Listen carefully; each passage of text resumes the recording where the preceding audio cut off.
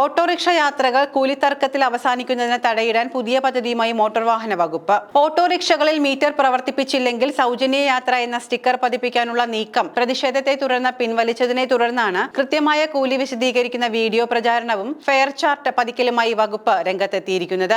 Sticker പതിപ്പിക്കാനുള്ള circular സർക്കാർ പിൻവലിച്ചതിന് പിന്നാലെ പല ഓട്ടോറിക്ഷകളും മീറ്റർ പ്രവർത്തിപ്പിക്കുന്നത് അവസാനിപ്പിച്ചു എന്ന പരാതി യാത്രക്കാർ ഉന്നയിക്കുന്നുണ്ട്.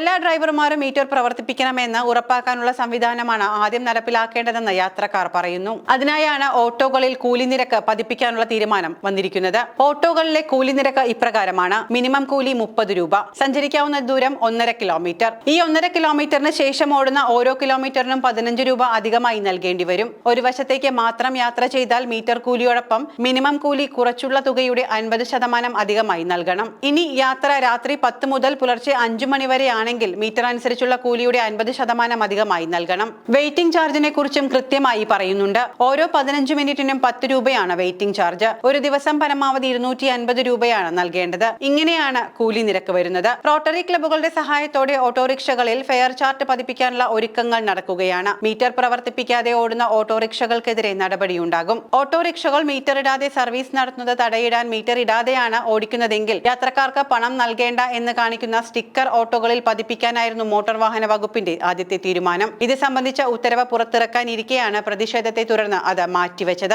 ഓട്ടോറിക്ഷ തൊഴിലാളികൾ അമിതമായി പണം ഈടാക്കുന്നുവെന്നും മീറ്റർ ഇടാതെ ഓടിക്കുന്നുവെന്നുമെല്ലാമുള്ള പരാതികൾ ഒട്ടേറെയുണ്ട്. മോട്ടോർ വാഹന വകുപ്പിനും പോലീസിനുമാണ് നിരവധി പരാതികൾ ലഭിക്കുന്നത്. ഈ സാഹചര്യത്തിലാണ് പ്രശ്നത്തിന് ശാശ്വത പരിഹാരമെന്ന നിലയിൽ ഇത്തരമൊരു തീരുമാനം ഉരുത്തിരിഞ്ഞിരിക്കുന്നത്. കഴിഞ്ഞ ദിവസം നടന്ന ട്രാൻസ്പോർട്ട് അതോറിറ്റി യോഗത്തിലാണ് ഈ തീരുമാനം കൈക്കൊണ്ടിരിക്കുന്നത്.